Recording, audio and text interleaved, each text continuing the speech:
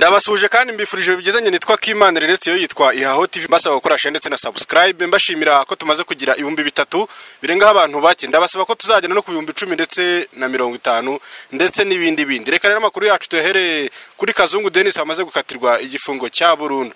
Urukiko rwisumbuye rwa Nyarugenge kuri wa 8 Werurwe 2024 rwahamije Kazungu Denis ibyaha byose ashinjwa ko ari 10 rumukatira igifungo cya Burundu. Ibyaha Kazungu yahamijwe birimo kwica ku bushake, gusambanya ku gahato, yica rubozo, kwinjira mu makuru ya mudasobwa cyangwa uruherane rwa mudasobwa mu buryo bunyuranyije n'amategeko, guhisha umurambo, gukoresha ibikangisho no gufungira umuntu ahatemewe. Mu rubanza rw'abaye tariki ya 9 Gashyantare 2024 ubushinjacyaha bwasabye urukiko guhamya Kazungu ibi byaha byose hanyuma rukamukatira igifungo cya Burundu agacibwa n'ihazabu ya miliyoni 10. Kazungu yemeye ibyaha byose ati iby'ubushinjacyaha bundega ntacyo narenzaho, asaba urukiko kumworohereza igihano ashingiye ko yaratanze amakuru yarakenewe mu gihe cy'iperereza. Kazungu yasobanuye ko yakoze ibi byaha wenyine, ahamya ko yabikoranye ubunyamaswa kandi nta gisobanuro na kimwe yabona ko cyaragamije kuko atarakenye ku buryo yabyita ko yashakaga amaramuko.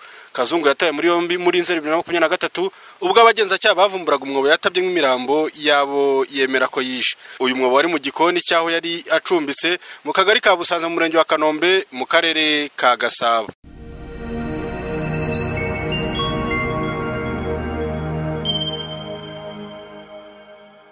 Perezida Kagame yashimye uruhare runini abagore bagize mu kubohora igihugu. Perezida Kagame yashimangiye ko nta mpamvu ihari nimwe yatuma abagabo bagikubita abagore babo bihanganirwa, cyane ko atari imigirire iri mu muco nyarwanda. Ni ingingo yagarutse kuri wa 8 Werurwe 2024 ubwo hizizwaga umunsi mpuzamahanga w'umugore.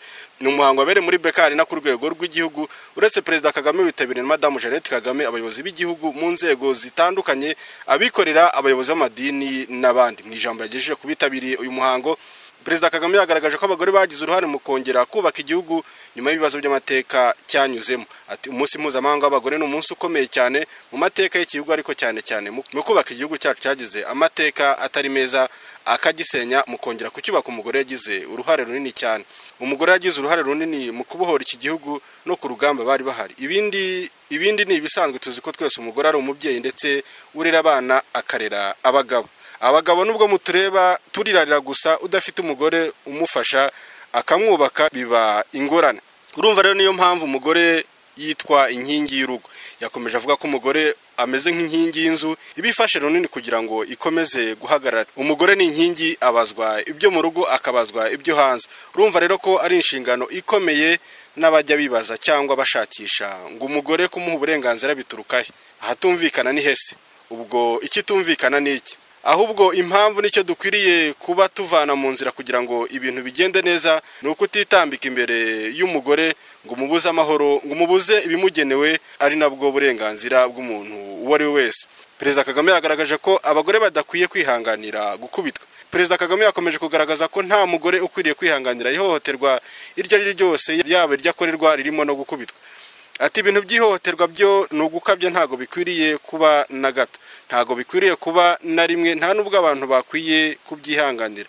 Reka mbanze mpere ku mugore ubwe, ntabwo akwiye kubyihanganira. Hari abagore bake bashobora kubyihanganira kubera amateka, bakumva ko ikije cyose cyemerwa, cyangwa se ko iyo umugabo yarakaye yabuze ikindi yakora azana umujinya wose akawumarira ku mugore. Si ikinyarwanda, si amajyambere, nta nubwo biri mu muco nyarwanda. Perezida Kagame yakomeje agira ati umugore gukubitwa wagiye ugahimbira ku bandi bagabo bakagukubita se? Ntago bikwiriye kuba biba mu batabifite mu muco nk'abanyarwanda. Bituruka he? Yavuze ko iyo aba bana bubahanye kandi bakabana mu mahoro biva mu iterambere ry'ingo n'iry'igihugu muri rusange. Yashimangiye ko u Rwanda rwarashyize imbere ibijyanye no guteza imbere umugore, inyungu zabyo zigaragara kandi nawe ubwe azibona. Perezida Kagame yashimangiye ko ubushishozi n'ubwenge bw'abagore bugaragara mu buryo benshi muri bo birinze kwijandika mu mateka ya Jenoside yakorewe Abatutsi kandi aribo bari benshi. Amakuru yacu reka tuyakomereze hirya y'imipaka y'u Rwanda, aho tugiye kunyarukira mu gihugu cy'u Burundi.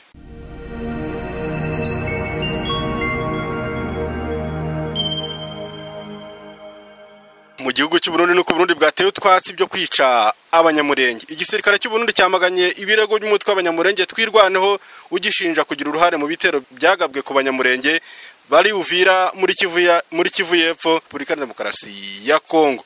uyu mutwe w'abanyamurenge wa Twirwanaho ku itariki 6 Werurwe 2024 wasohoye itangazo uvuga ko ibitero byabaye tariki 2 kugera kuri 6 Werurwe muri Uvira muri Kivu y'Epfo bigasenya ibitari bike cyagizwe mu ruhare n'ingabo z'u Burundi. Umuvugizi w'ingabo z'u Burundi Brigadier General Gaspari Baratuza mu itangazo ryo kuwa 7 Werurwe yamaganiye kure ibyo birego, ashimangira ko ingabo z'u Burundi zagiye muri Kongo kugarura amahoro. Ati urwego rwa gisirikare rw'u Burundi rwibukije ko abasirikare b'u Burundi boherejwe mu burasirazuba bwa Kongo mu ntumbero yo kugarura amahoro n'umutekano, kandi bakaba bakoresha ubumenyi, ubuhanga n'amategeko bw'umwuga wa gisirikare. Ubutumwa igihugu cyaboherejemo bubahiriza uburenganzira bw'ikiremwa muntu. Abo basirikare ntibashobora na gato gukora igikorwa gihutaza uburenganzira. Brigadier General Baratuza avuga ko igisirikare cy'u Burundi cyamaganye kivuye inyuma ibinyuma bidafite ishingiro bivugwa muri iri tangazo, bishinja ingabo z'u Burundi kugira uruhare n'ubwicanyi bushingiye ku moko. Ibyo binyoma nta yindi ntego bifite uretse gusiga isura mbi igisirikare cy'u Burundi. Umuvugizi w'igisirikare cy'u Burundi yavuze ko u Burundi budateze kurekera kujya kugarura amahoro ahantu hose buzaba bwahamagariwe gutabara.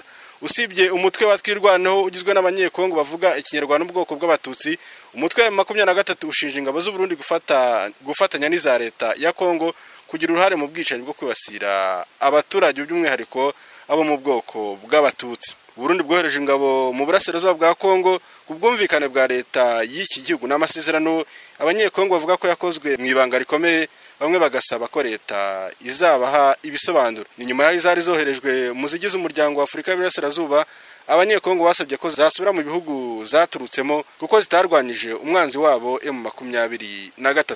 Ndabashimiye mbasaba gukora share ndetse na subscribe. Nyine nitwa Kimandire Ernest, yo ni Haho TV. Mukomeze kugira weekend nziza.